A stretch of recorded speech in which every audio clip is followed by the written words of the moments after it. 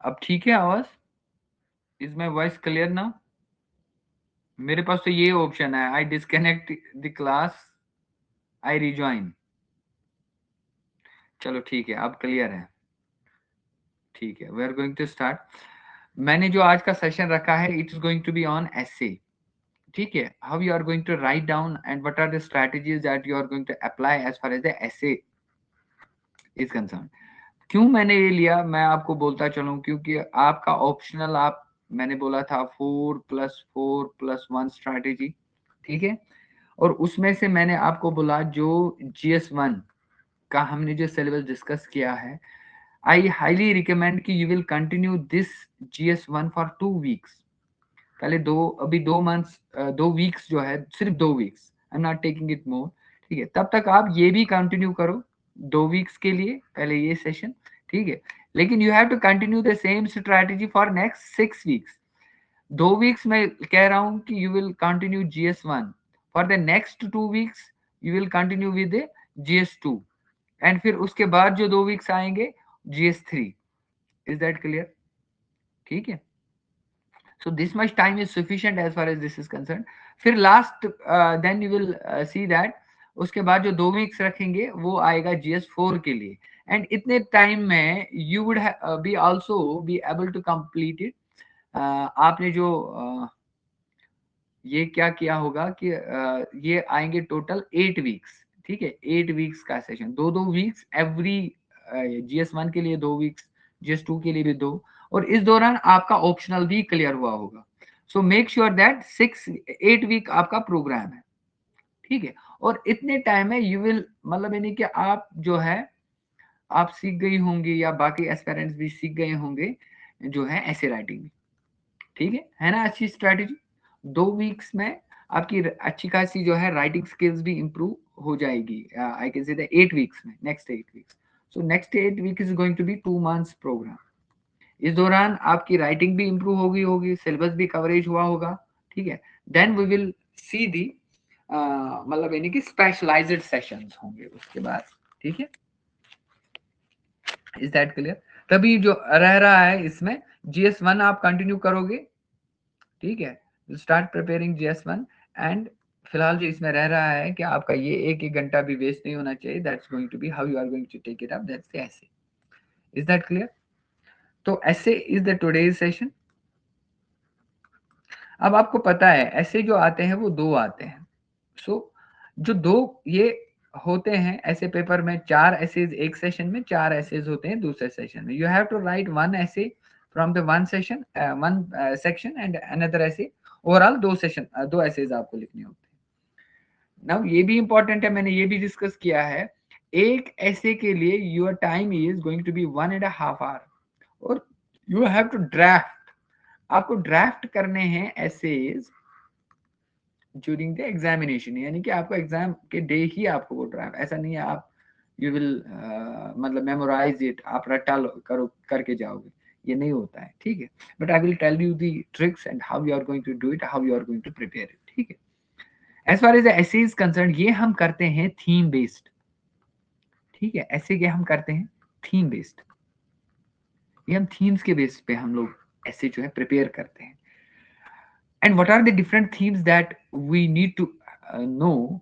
देखिए, एक आता है ये, मैं आपको बोलूं एक और चीज, हम जब प्रिपेयर करते हैं कोई भी, if somebody is asked to go and say something, ठीक है, या अगर आपने देखा होगा कि कोई ओरिएटर भी होता है या कोई अच्छा एक स्कॉलर होता है, when he comes on the stage and start speaking, तो क्या कहता है, वो कैसे अपने वर्ड्स को जो है प्रेजेंट करता है। अगर हम जाएंगे, ठीक है, एक आम से बंदे को कहेंगे ना, मतलब at the first instant he won't be able to speak. क्यों? क्योंकि उसको पता नहीं होता है कि वो क्या क्या बोले। ठीक है, या अगर उसके माइंड में आ भी जाए वर्ड्स, वो हैफर्डली मैनर में वो चीजों को प्रेजेंट करता है। ठीक है, बट वही जो एक स्कॉलर होता है, ठीक है, then he presents the things in the correct way. But ऐसा क्या होता है, उसके पास क्या होता है, ये क्या स्ट्रेटेजी वो अपनाता है, ही स्पीक्स सो फ्लोली, मतलब। ठीक है, certainly उसमें कुछ ना कुछ जो है, certainly every work demand some technique, ठीक है, इसमें कुछ ना कुछ आपको टेक्निक तो चाहिए। एंड द टेक्निक क्या होती है? I do believe that is the technique of diversification. We diversify, ठीक है। When you present your view point, it needs diversity, it needs diversification, ठीक है। We have to diverse every, मतलब यानी कि अगर कोई कॉन्सेप्ट है, ठीक है, for example a concept is purity, ठीक है, when you are asked to write down something about the purity, कितने वर्ड्स लिखेंगे, ठीक है। लेकिन अगर इसी वर्ड को, पोवर्टी को हम डाइवर्सिफाई करेंगे, डाइवर्सिफाई अंडर डिफरेंट डायमेंशंस, इसको बहुत सारे डायमेंशंस देंगे, ठीक है। मतलब इसको डायमेंशन देंगे, कोई पॉलिटिकल डायमेंशन देंगे, इसको देंगे कोई सोशल डायमेंशन देंगे, इसमें उसको कोई इंडिविजुअल की डायमेंशन देंगे, सोसाइटी वाइज भी देख लेंगे, एडमिनिस्ट्रेशन पॉइंट ऑफ व्यू भी देखेंगे, इसको इकोनॉमी पॉइंट ऑफ व्यू भी देखेंगे, ठीक है।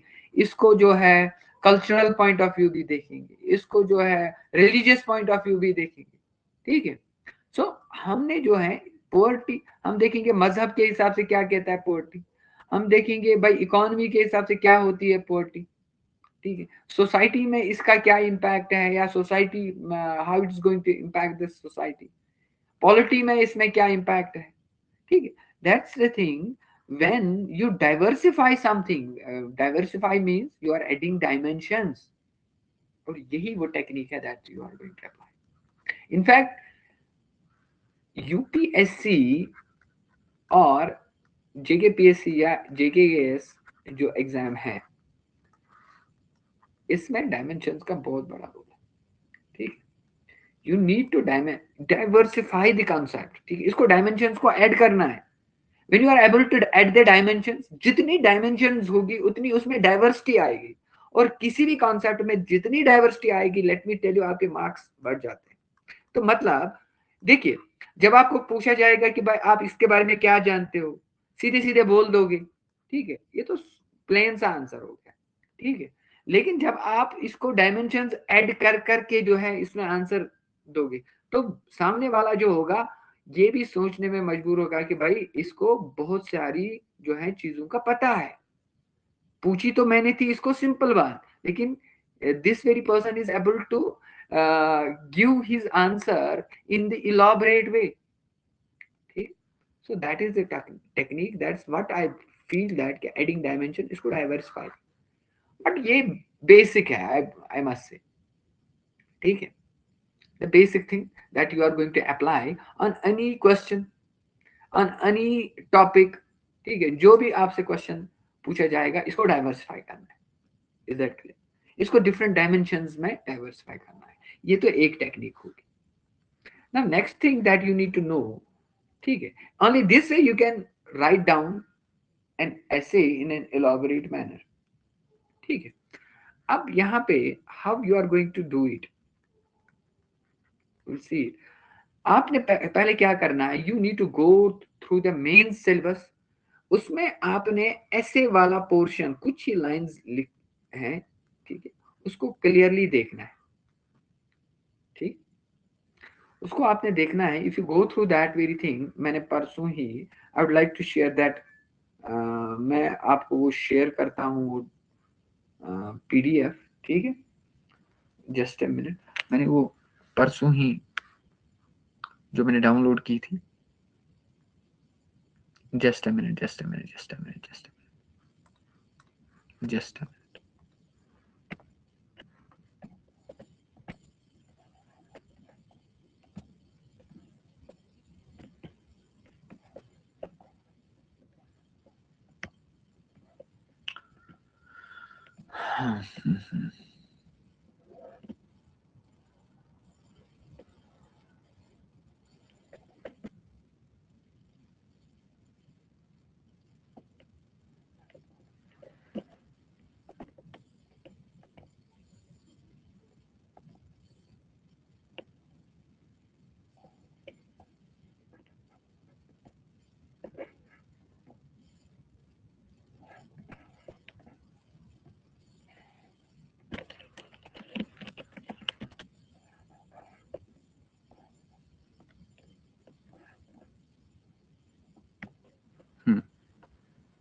ये हमारे पास एक सिलेबस आ गया है, ठीक है, जस्ट अ मिनट। मुझे actually I have to take you to the essay वाला सिलेबस, ठीक है, वेरी इंपॉर्टेंट। कभी आपने, आप मुझे पहले ये बोलो, कभी आपने ऐसे के रिलेटेड कुछ पढ़ा है, कुछ भी, that you know that how to approach this very section, क्योंकि 250 मार्क्स हैं ऐसे के। हाँ जी बोलो।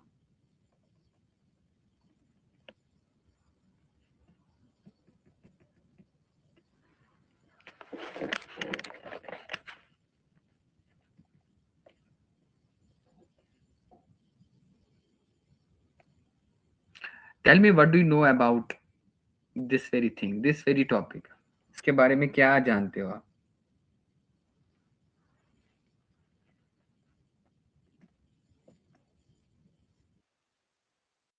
अच्छा, introduction, linking para, anecdote,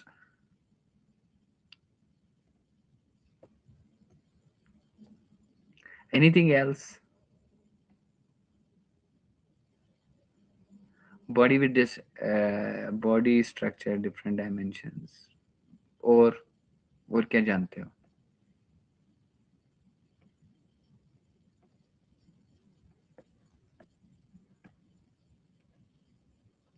balanced conclusion, चलो ये इतना ही नहीं होता है, it's a lot, just a minute. हाँ देखिए, यहाँ पे आप देख सकते हो, यू कुड सी हियर, हाँ सिर्फ इसमें है ऐसे का। Now look at this. You should clearly read and interpret these lines. It's very important. ठीक, इन लाइंस को इंटरप्रेट करना वेरी इंपॉर्टेंट है, ठीक है। क्या क्या रहा है, all these words are important. The candidates may require to write essay on multiple topics, हो गए दो, ठीक है, दो ऐसेज आपको लिखने हैं मल्टीपल टॉपिक्स पे, दो ऐसे लिखने हैं, and there they will be expected to keep closely to the subject। तो पहला पॉइंट आया, close to the subject, close to subject, यानी कि आपको वही आंसर लिखना है जो क्वेश्चन में पूछा गया है।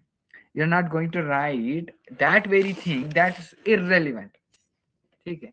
And let me tell you, JKPSC वाले भी आप बहुत कॉशियस हो गए। पहले टाइम पे ये देखते थे कि पेजेस किसने कितने इसने लिखे थे, एंड ये फिर ऐसे ही वो मार्क्स दे देते थे। कभी जिस बंदे ने अच्छा लिखा होता था वो उसको कम आते थे, लेकिन आजकल जो बंदा लिखता है उसको मार्क्स मिलते हैं, जो नहीं लिखता है, जो बंदा घटिया लिखेगा उसको कम मार्क्स मिलते हैं, ठीक है। So very important, close to subject, and this thing is very important as far as every question is concern, close to subject, ठीक है। फिर क्या है ऑफ एन ऐसे, तो अरेंज द आइडियाज। आप देखिए, आपको बहुत सारी, इसमें बहुत सारे आइडियाज आएंगे, you have to arrange it systematically, ठीक है। Idea regarding one dimension, idea regarding another dimension, you have, अब आपको डिफरेंट आइडियाज को ऐसे प्रेजेंट करना है सो दैट इसमें क्या रहेगा, इसमें एक कंटिन्यूटी रहेगी, ठीक है।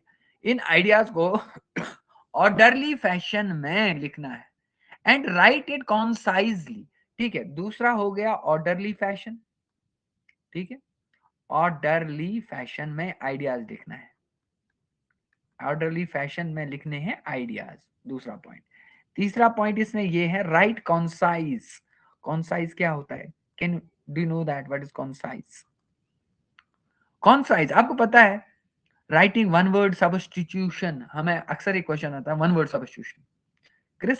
अब देखिए इसकी मैं सिग्निफिकेंस जो मैंने इंटरप्रेट किया है all the time, concise means, आप अक्सर हम यूज करते हैं ग्रामर में वन वर्ड सब्स्टिट्यूशन।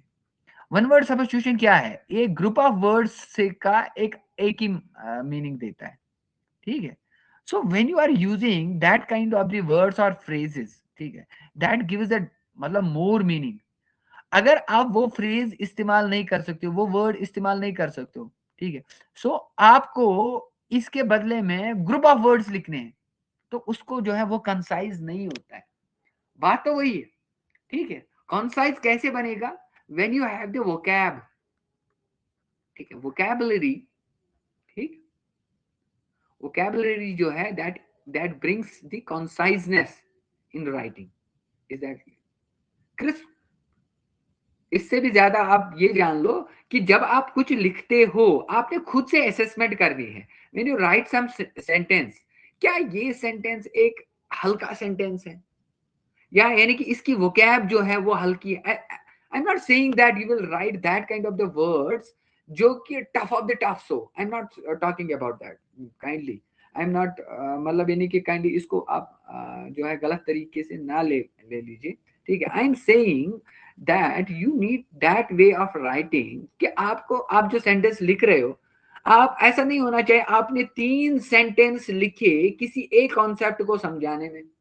ये this is what is the meaning, ठीक है। अगर आपने 3 सेंटेंस लिखे, 3 सेंटेंस जो है आपके किसी एक कॉन्सेप्ट को बता रहे हैं, ठीक है, तो मैं कहता हूं ये कॉन्साइज नहीं है। Is that clear? तो इन स्टील अगर आप इस तीन सेंटेंस की बजाय अगर आप एक ही सेंटेंस सिंपल ही हो, I am not saying the very high vocab, ठीक है, इन 3 सेंटेंस की जगह पे एक ही सेंटेंस आप प्रेजेंट करोगे, ठीक है, एक कॉन्सेप्ट एक ही सेंटेंस में आप समझा रहे हो, और दूसरे सेंटेंस में दूसरी बात, तीसरे सेंटेंस में तीसरी बात। सो अगर 2 बंदे हैं, एक स्टूडेंट यहाँ पे एक स्टूडेंट यहाँ पे, इसने 3 कॉन्सेप्ट्स को समझाने के लिए 9 सेंटेंसेस लिखे, ऑन द अदर हैंड उसने 3 ही सेंटेंस लिखे, तो इसका कौन साइज है? Is that clear? अगर आप इसको क्रिस्प कहोगे तो यही क्रिस्प है। Is that clear? ठीक है। And the credit will be for the effective and exact expressions. अब सही जगह पे सही स्टेटमेंट ही कहना, सही बात ही कहना, ठीक है। एग्जैक्ट एक्सप्रेशन हो गया खुल के कहना, मतलब यानी कि you will truly write down that thing. Is that clear? अब यहाँ पे orderly fashion ideas, close to subject और कॉन्साइजनेस, ये आपके सामने आपने कुछ गाइडलाइंस आपको रखनी है जहन, ठीक है। फिर कैसे लिखना है, दैट इज, इसमें क्या क्या पार्ट्स है, that secondly thing, that's what we have to discuss. Is that clear? ये क्लियर है? ठीक है। कौन साइज आया समझ? ठीक है। विद मिनिमम वर्ड्स में, it's better to say that minimum number of words में आप अपनी बात को प्रेजेंट कर रहे हो। If you are presenting some, आप बात ऐसे कर रहे हो कि भाई आपको बहुत सारे सेंटेंसेस, बहुत सारे वर्ड्स की जो है का सपोर्ट चाहिए, तो आप डाइल्यूटेड वे बोल रहे हो उसे क्या होगा? उससे ये होगा कि अगर आप 1000 मतलब ये नहीं किया, अगर आपने 10 पेजेस लिखे, 10 पेजेस में आपने मिसाल के तौर पर आपने जो है 10 सेंटेंसेस में आपने एक कॉन्सेप्ट को समझा है, तो मतलब आपने 10 सेंटेंस में एक आप 100 कॉन्सेप्ट आपको समझाने हैं। फॉर एग्जाम्पल लेट अस से 100 कॉन्सेप्ट, 100 बातें आपको बतानी है, ठीक है। अगर आप उसके लिए 1000 आप लिख रहे हो वर्ड्स, मगर वही एक बंदा है उन्हीं 100 कॉन्सेप्ट्स को 500 वर्ड्स के ही इस्तेमाल कर रहा है, and he is able to present more concepts in the same number of the words that you are presenting, उसका कॉन्साइज ज्यादा माना जाएगा। Is that clear? ठीक है। I hope this is clear to you. कुछ पूछना तो नहीं है आपको इसके बारे में? Anything that you have to ask? ठीक है। ठीक। सो ये 3 पॉइंट्स आप नोट डाउन करके रखिए, ठीक है। ऑर्डरली फैशन, ठीक है, close to subject and concise, ठीक है। Okay, I hope this is clear now. तो इससे भी पहले मैंने क्या बोला आपको? थीम बेस्ड से आप जो है ऐसे को प्रिपेयर करोगे। You will select the theme, किस थीम पे आप ऐसे लिखना चाहते हो, then you need to think this very thing, आपको उस कॉन्सेप्ट, उस थीम को डाइवर्सिफाई करना है। ये मैं आपको वो बातें बता रहा हूं जो कि आपको ध्यान में रखनी है वाइल ड्राफ्टिंग, जो आपको एग्जामिनेशन में ड्राफ्ट करने के वक्त जो है ध्यान में रखनी है, डाइवर्सिफाई करना है भाई, ठीक है। फिर आपको ये देखना है कि भाई यू हैव टू, जो आप टॉपिक सिलेक्ट कर रहे हो उसी के इर्द गिर्द आपने लिखना है, उसी के नजदीक आपने लिखना है। ऐसा नहीं है you will write something else, कुछ आपको पूछा जा रहा है आप कुछ और पूछ रहे हो। ऑर्डरली फैशन में लिखना है, ठीक है। आपने वो जब आपने डाइवर्सिफिकेशन की, तब आपको देखना है कि आपको कौन सा कॉन्सेप्ट पहले देखना है, फिर उसके बाद क्या लगाओगे, फिर उसके वही बनेगा आपका ऑर्डरली फैशन, ठीक है। And then you will also see that कि आप कैसे प्रेजेंट करोगे, ठीक है। Is that clear? ना मूविंग क्या है, हाँ जी।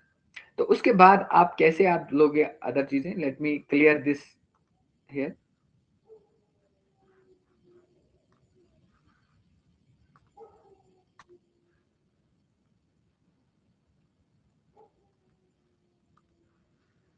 हाँ, तो now I am back on the white screen.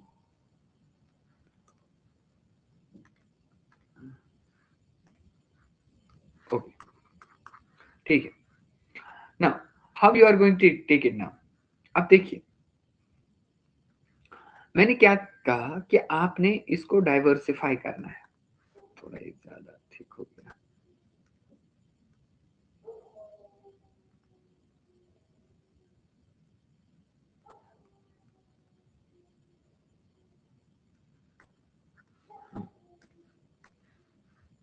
Diversify करना है, मगर डाइवर्सिफाई जो होता है ये होता है,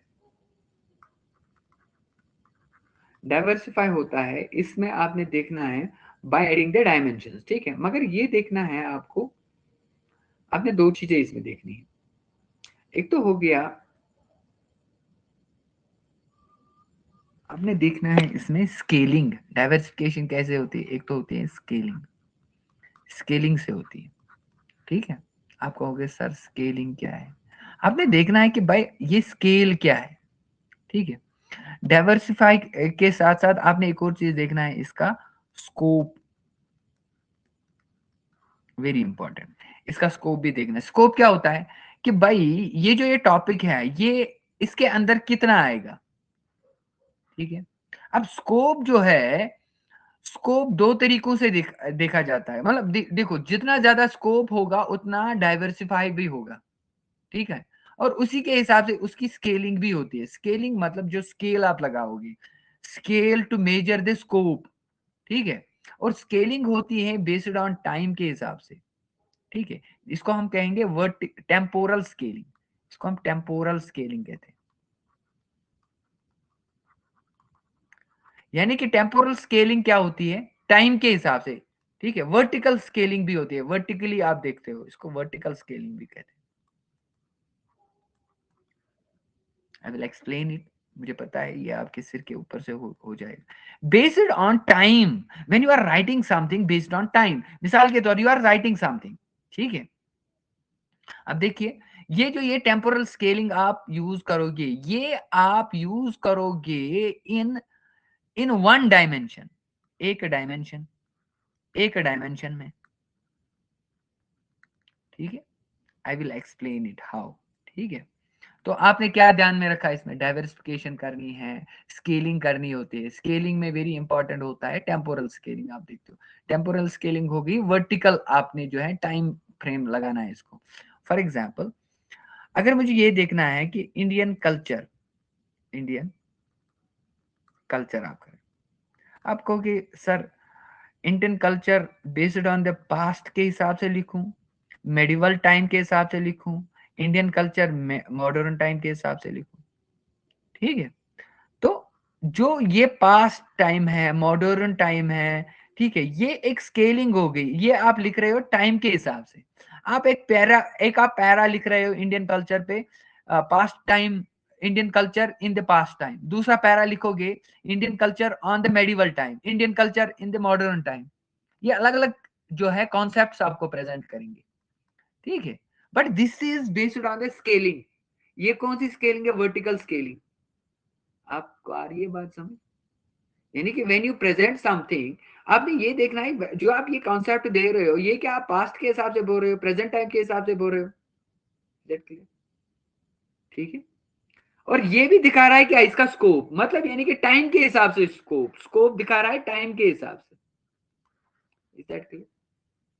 दूसरा होता है स्केलिंग बेस्ड ऑन द, आप देख सकते हो, स्केलिंग करोगे बेस्ड ऑन द स्पेस के हिसाब से, ठीक है। यहाँ स्पेस के हिसाब से अगर हम दिया स्पेस, हाँ स्पेस के हिसाब से बोल सकते हो। फॉर एग्जाम्पल जो आप ऐसे लिख रहे हो, ये क्या इसका जो एरिया जो है, ये क्या आप पूरे इंडिया के हिसाब से देख रहे हो? Is it pan India? क्या एशियन पीपल के बारे में लिख रहे हो? ठीक है, व्हेन यू आर राइटिंग, क्या आप ये पूरे वर्ल्ड के हिसाब से लिख रहे हो? आपको आ रही है बात समझ? कुछ एसेज आते हैं जिसमें इंडिया का आपको जो है स्कोप कम होता है, इसमें स्कोप होता है बहुत बड़ा, उसमें ये भी आपने देखना है। तो ये डिपेंड करता है किस पे इसका scope, it highly depends on the topic, context पे। कॉन्टेक्स्ट, कॉन्टेक्स्ट क्या है, कैसा है कॉन्टेक्स्ट? कभी कभार कॉन्टेक्स्ट ऐसा होता है कि भाई you have to write, for example will be asked that कि प्रेजेंट टाइम जो ग्लोबल वर्ल्ड ऑर्डर है, ठीक है, ग्लोबल वर्ल्ड ऑर्डर, या अगर कॉन्सेप्ट होगा प्रेजेंट टाइम पे टेररिज्म पे, टेररिज्म पे टॉपिक है ना। अब आप सिर्फ इंडिया के हिसाब से नहीं लिखोगे, you will present the, if you are presenting your ideas and इसका स्कोप आप बढ़ा रहे हो, ले रहे हो किधर, मतलब you are presenting it United Nation से लेकर मतलब all over world, middle east का भी लिख रहे हो, ठीक है, अफ्रीकन कंट्रीज का भी लिख रहे हो, ठीक है, इंडिया का भी प्रेजेंट कर रहे हो। ऐसा नहीं है, when you are asked terrorism के बारे में टॉपिक है, you have to write down the, आपको ये देखना है कि भाई आप कहां कहां से लिख सकते हो, ठीक है। अब वे भी इंपॉर्टेंट है, अगर कोई टॉपिक ऐसा होगा कि that is only precisely that you have to write within the India and you are going to write, you will write down it beyond that, that's unnecessary। हाँ कभी कभार आप कर सकते हो, ठीक है, जहां पे आपको रेलिवेंस दिखी वहां पे यूज कर सकते हैं, but it's not that you will ultimately, you have to say that इसका स्कोप कितना है। सो स्कोप आप टाइम के हिसाब से, स्कोप आप कैन से दैट स्पेस के हिसाब से भी देख सकते हो, टाइम एंड स्पेस के हिसाब से। आ रही है बात समझ? Very important two things. And ये आपने देखना है जब आप कोई एक डायमेंशन को देख रहे हो, डायमेंशन में अभी डिस्कस कर रहा हूं, ठीक है, is that clear? Clear? And देखिए एक ऐसे में अगर मैं ये कहूंगा, एक ऐसे में बहुत सारे आपने डायमेंशंस देखने हैं, और हर ये डायमेंशन वन है, डायमेंशन वन हो गया, मान लीजिए डायमेंशन वन क्या हो गया, फॉर एग्जाम्पल पॉलिटिकल, ठीक है, एक डायमेंशन हो गया इथिकल, अभी नहीं आऊंगा इथिकल पे, एडमिनिस्ट्रेशन का एक डायमेंशन हो गया, ठीक है, सोशल एस्पेक्ट जो एक्सप्लेन करेंगे, सोशल डायमेंशन, ठीक है, आप कह सकते हो like the religious dimension, is that clear? ऐसे ही आप इथिकल डायमेंशन भी एड ऑन कर सकते हो, इकोनॉमिक डायमेंशन भी होता है कभी कभार। अब देखिए कितने डायमेंशन आ गए, 1 2 3 4 5 6, 6 dimension, you can add up more, अगर आपको लगेगा कहीं पे कि कुछ और भी ऐड कर सकते हैं, आप वो डायमेंशन को ऐड ऑन कर सकते हैं। फिर आप एवरी डायमेंशन, इस पे आप देखोगे किस स्केल पे, that is based on the temporal scale पे, मतलब कितना पास्ट में, एवरी डायमेंशन पे कितना आप पास्ट से लेकर प्रेजेंट तक फ्लक्चुएट हो सकते हो, you have to think about this, ठीक है, इज दैट क्लियर? कुछ आपने, यानी कि ये होगी वर्टिकल, जो है ये हो गया horizontally, you will think as horizontally, या आप टॉपिक को डाइवर्सिफाई कर रहे हो, ठीक है। दूसरा हो गया आप कितना डेप्थ में जाओगे, भाई आपकी स्केलिंग क्या है, वेरी कितना जाओ, पास्ट में जा रहे हो या फ्यूचर में, या आप लिख रहे हो present point of view, is that clear? जब आप ये चीजें भी ऐड करोगे before drafting, certainly it's going to help you, is that clear? Clear, ठीक है। सो डाइवर्सिफिकेशन एंड स्केलिंग, किस स्केल पे लिख रहे हो, और स्केलिंग के साथ you also need to see the scope of the topic क्या है। आप पास्ट के हिसाब से ही लिख रहे हो, है ठीक है, आप प्रेजेंट के हिसाब से ही लिख रहे हो, फ्यूचर एस्पेक्ट भी देख रहे हो, ठीक है, इज दैट क्लियर? क्लियर है? हाँ, कभी कभार आपने एक और चीज मैं आपसे, ये तो हो गया बेसिक से, मतलब मोटा मोटा आपने जो है क्या क्या चीजें ध्यान में रखनी है। अब पहले मुझे बोलो कोई क्वेश्चन तो नहीं है regarding this? Just tell me. If you have any kind of question, then kindly text. साथ साथ नोट भी करो, ठीक?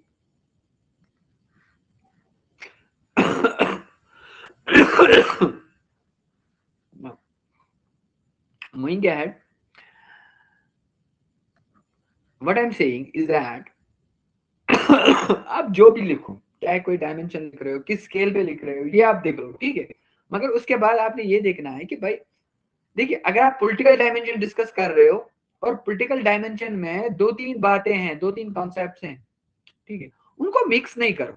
Try to present them into the short short जो है पैराज में। अगर बेटर ये है एक पैरा में एक ही कॉन्सेप्ट जो है डिफाइन हो, बेटर है, ठीक है? And you are, this is how you are going to give it as a kind of a systematic concise, जो इसी से मिलेगा, ऑर्डरली फैशन इसी से मिलेगा। मान लीजिए आपने एक बात कही, ठीक है, फिर दूसरे में आप दूसरी बात करो। अब आप कहोगे सर एक ही बात एक पैरा में, ठीक है, अच्छा है, मगर उसको आप इसके बाद एक सेंटेंस में आपने कोई बात कही, ठीक है, समथिंग यू आर राइटिंग, उसके बाद आपने इसको जो है कुछ इलस्ट्रेशन के साथ साथ इसको कुछ अच्छी relevant examples from the past as well as the present के हिसाब से अगर आप एड ऑन करोगे तो ये एक छोटा सा पैरा बन जाता है। यानी कि व्हेन यू राइट समथिंग, आप अपनी बात को मतलब यानी कि बताने के साथ साथ you are adding some beautiful example as well. Examples are very must. मतलब आप एग्जामिनेशन में जब आप इलस्ट्रेशन और एग्जांपल दे देते हो, इट वैलिडेट्स योर स्टेटमेंट। मतलब ये क्या होता है, ये एक मेन स्टेटमेंट होता है, और इसी के सपोर्ट में कुछ एक दो सेंटेंस के साथ साथ फिर जब आप एड ऑन करते हो इसका एग्जांपल, तो आपका ये पैरा वैलिडेट हो गया। तो मतलब ये एक ट्रू काइंड ऑफ द जो आपने बात रख दी वहां पे। That clear? फिर आप इसके बाद अगर आपने कोई और इसी डायमेंशन में बोलना है, वही आप दो तीन आप एड ऑन करोगे, तो आपका ये पॉलिटिकल वाला डायमेंशन लेटे से हो गया क्लियर। इसी पे अगर आपके बन जाएंगे लगभग 2 से 3 pages, that is sufficient. Then you will try to draft दूसरा डायमेंशन, तीसरा डायमेंशन, जितने डायमेंशन आप एड ऑन करोगे, ठीक है, and every dimension you will add on these, ठीक है। अब आप ये कहोगे सर कैसे होगा, ये आपको विद टाइम जो आप प्रिपेयर करोगे डेली बेस पे, मैंने कहा 1 आवर, ठीक है, 1 आवर पे डेली बेस पे क्या करना है, every time you will have to see that जो प्रीवियस एसेज आपने जो है या क्वालिफायर्स हैं उनके एसेज देख लो, if you have at your place, या if you have the study content. पहले मुझे बोलो ऐसे के लिए क्या कंटेंट है आपके पास?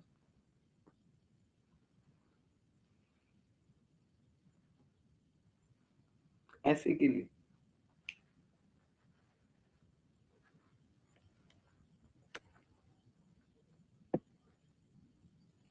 टॉपर्स का भी ठीक है, अच्छा है, उन्होंने कैसे लिखा है, but you will see that जब आप टॉपर्स कॉपी देखोगे, पेपर्स तो सॉल्व नहीं होंगे, ठीक है, टॉपर्स कॉपी में कह रहा हूँ, यू विल सी दैट जो मैंने आपको बातें बताई, ठीक है, एंड आप इन यही इमेज आप उनमें भी देखोगे, ठीक है। Go and read one paper, उन्होंने क्या आंसर लिखा है, then you will find the scale, you will come to know that देखिए इसने एक पैरा बताया, छोटा ही बताया है, इसमें एक एग्जांपल भी सेट कर दी है, ठीक है, एक ऑर्डरली फैशन है।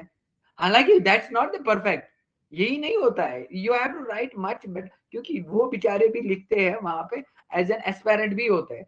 देखिए रिजल्ट से पहले every student is aspirant, is that clear?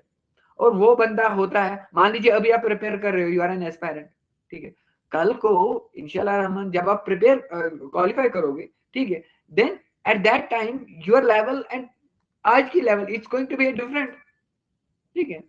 And it's not, अगर आप आज के टाइम पे कोई ऐसे लिखोगे, that's not going to be perfect, and same is the case with aspirants as well. जो क्वालिफायर्स होते हैं, ठीक है, टॉपर्स होते हैं, नो डाउट, उनके बहुत सारे ऐसे होते हैं, ठीक होते हैं, यही होते हैं, आपने देखना है, प्रिपरेशन में ये हेल्प करते हैं, but keep this very thing in mind, you have to write much better than them as well, it's not that they are the perfect things, is that clear? ठीक है, बात आई समझ? एक ये आता है जो कि अच्छा पढ़ाते हैं, लेट मी टेल यू, जो सोशियोलॉजी वाले होते हैं, ये मैं कहता हूँ यहाँ पे, जिनका ऑप्शनल सोशियोलॉजी होता है वो ऐसे बहुत अच्छा लिखते हैं, ठीक है, ये मुझे पता है, ये बंदे ऐसे बहुत अच्छा लिखते हैं। एंड सोशियोलॉजी में ही एक अच्छे फैकल्टी है दिल्ली के, विकास रंजन, ठीक है, ठीक है, ये ऐसे भी बहुत अच्छा पढ़ाते हैं, ठीक है, बहुत अच्छा पढ़ाते हैं। आई हैव पर्सनली, मैं कहता हूँ कि मैंने जितना भी ऐसे सीखा है इन्हीं के वीडियो से सीखा है, ठीक है। You can go through those video lectures, अगर आपके पास टाइम है, can go and watch those, ठीक है, अवेलेबल हो सकते हैं मे बी, ठीक है, एक दो आप इंट्रोडक्टरी काइंड ऑफ ले सकते हो, but in addition to that you can, if you are able to get the विकास रंजन के इंस्टीट्यूट से जो टॉपर्स हैं, उन्हीं के जो आप ऐसे एसेज देखोगे, ठीक है, उनको देख लो, उनसे भी प्रिपेयर कर सकते हो, ठीक है, इट्स वेरी थिंग। उसके बाद once you know that how to prepare the essay, आपने एसे को जो है लिखना क्या है अंदर से, ठीक है, फिर आपके पास मटेरियल खुद ब खुद आ जाएगा, वो टेंशन नहीं है, आप खुद करोगे कंपाइल विद द टाइम, ये ठीक है। Toppers copy is more effective, ठीक है, that's very good. Is that clear? ये मैंने आपको बोल दिया, ठीक है। नाउ मूविंग अहेड, तो मैंने ये कहा कि आपने एक जो इसमें पैरा होता है उसमें एक बात होगी, दो तीन उसके सपोर्टिंग सेंटेंस होगी, उसको उसकी इसको कहते हैं फ्रेज, हम कहेंगे, या प्रीसिस वाला सेंटेंस, ठीक है, ये हम कहेंगे मेन सेंटेंसेस में जो होता है, उसके बाद उसी की इलस्ट्रेशन, फिर एग्जाम्पल, दिस इज, ये अगर मैं ये कहूंगा, ये वाला पैरा जो मार्क्स चेक करने वाला होता है, पेपर चेक करने वाला होता है, उसके उसको पढ़ने में भी आसानी होती है और उसको जल्दी समझ आता है, ठीक है। फिर वो नेक्स्ट पैरा देखेगा, उसमें भी वो ऐसे ही एक प्लान देखेगा, ठीक है, वो मार्क्स ठीक ठाक देता है। And then when this very person जो है सीज द डायमेंशन, ये इस डायमेंशन का, ये दूसरे डायमेंशन, भाई ये स्टूडेंट जानता है लिखना, इज दैट क्लियर? क्लियर, ठीक है, और इसी से आता है ऑर्डरली फैशन, ठीक। नाउ मूविंग अहेड, हाँ जी,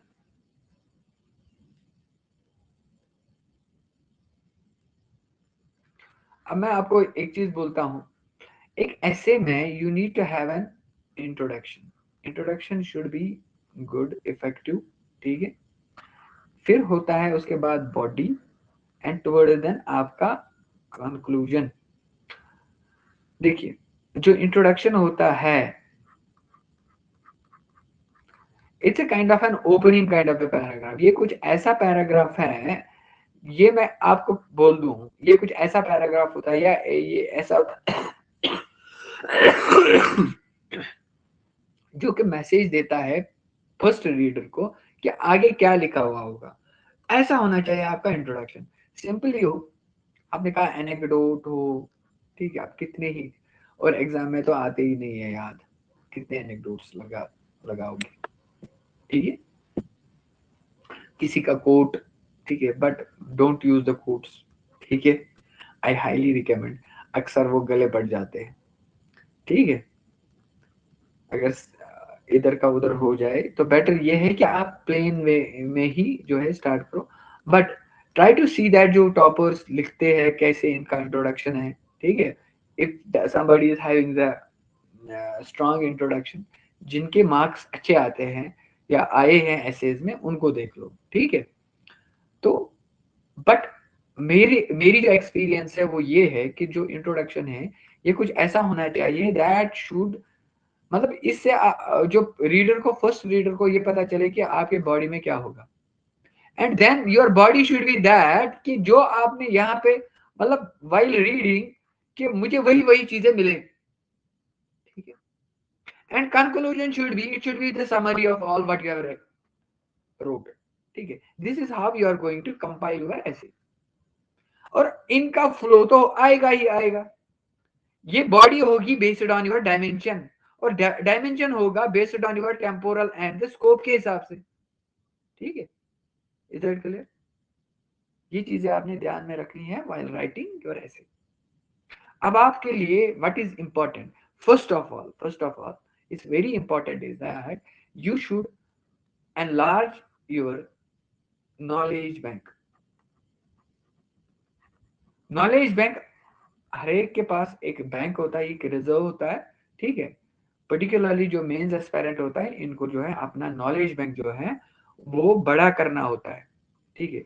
जब भी नॉलेज होगी कुछ, जब भी आपको कुछ कॉन्सेप्ट्स पता होंगे based on the different dimension, ठीक है, तभी आप जो है वो नॉलेज आप अपने एसेज में, आप अपने क्वेश्चंस में उनको इनकॉर्पोरेट करोगे। जो मैंने ये 8 वीक्स जो आपको रखा, ठीक है, 4+4+1 प्रोग्राम, ठीक है, it's going to be very much helpful first of all to accumulate, to enlarge your knowledge bank. Is that clear? ठीक है। And let me tell you, you need to be very much analytical. You have to analyze the things. We'll discuss in the next topic some directives for the writing, like the discuss क्या होता है, discuss, right, discuss क्या होता है, analyse क्या होता है, examine क्या होता है, will discuss in the next, ठीक है, वो हम नेक्स्ट में करेंगे। Is that clear? But I as of now हम लोग, हाँ मैं एक और चीज मैं बोलूंगा, एक और बात मैं बोलूंगा, वो है रिगार्डिंग दी थीम्स के बारे में, ठीक है, then I am going to conclude, ठीक है। Is that clear? Question directives हम नेक्स्ट सेशन में देख लेंगे, ठीक है, किस टाइप के डायरेक्टिव्स आते हैं, आपको क्या डायरेक्शन दी जाती है, and based on that you are going to write your essay और you are going to write your question, ठीक है। Is that clear? ना, अब रही बात थीम्स क्या आ सकते हैं, थीम्स कैन बी, अब देखिए बहुत सारे थीम्स आते हैं, ठीक है, थीम्स कैन बी, ये आपने देखना है डायमेंशन से ही आपको, पॉलिटिकल थीम्स भी आते हैं, ठीक है, पॉलिटिक्स रिलेटेड बहुत सारे टॉपिक्स आते हैं, पॉलिटिक्स के रिलेटेड, क्रिमिनलाइजेशन ऑफ पॉलिटिक्स, ठीक है, कैपिटल पनिशमेंट, ठीक है, ऐसे ही आएगा, कहीं पे कोई लेजिस्लेशन होगी उसके रिलेटेड आएगा टॉपिक, ठीक है, बहुत सारे पॉलिटिक्स और लेजिस्लेशन और दी जुडिशरी पे बहुत सारे, जुडिशरी भी एक अपने टाइम पे अपने आप में एक जुडिशरी, जुडिशियल वाला, ये भी एक थीम बन सकता है, ये थीम भी बन सकता है, डायमेंशन भी बन सकता है। ऐसी environment is a very important theme, ठीक है। Science and tech, science and tech is a very important theme, ठीक है। और साइंस एंड टेक आजकल ऐसे भी आते हैं, जब भी आपने देखना है कि साइंस एंड टेक को रिलेट करना है विद एनवायरनमेंट के साथ भी, इसको पॉलिटिक्स के साथ भी, इसको लिंक करना है विद सोशल एस्पेक्ट्स के साथ भी, और सोसाइटी सोशल थीम्स भी हो सकते हैं। और सोशल कुछ themes are frequently asked, you can start with those themes, ठीक है, like poverty, like women empowerment, women related theme, women empowerment, ठीक है, environment में like environmental pollution, ठीक, global warming, ठीक है। is that clear? Science and tech में could see that the social media,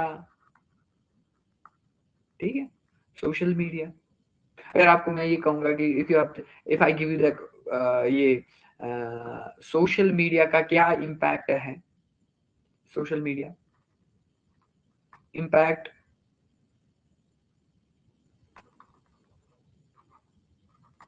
ठीक है, सोशल मीडिया इम्पैक्ट मैंने बोला, फिर आप खुद से आप इसको जो है उसका स्कोप सेट करो, आपको मैंने सारा ओपन लिखा, सोशल मीडिया का इम्पैक्ट है।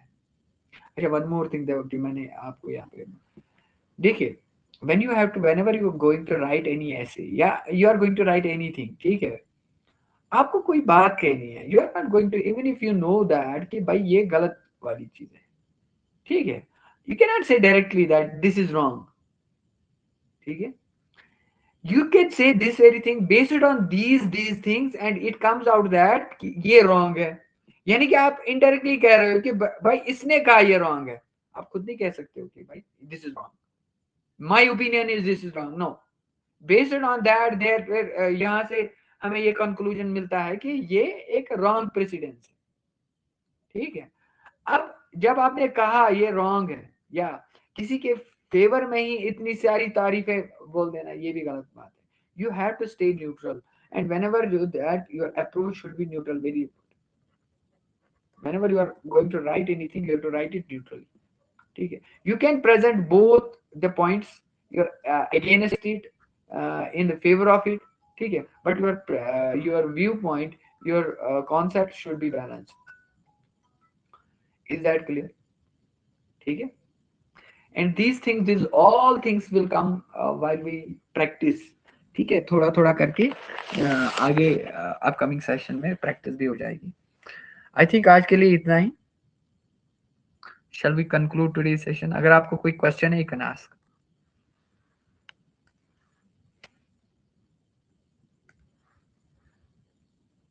हाँ जी, any question?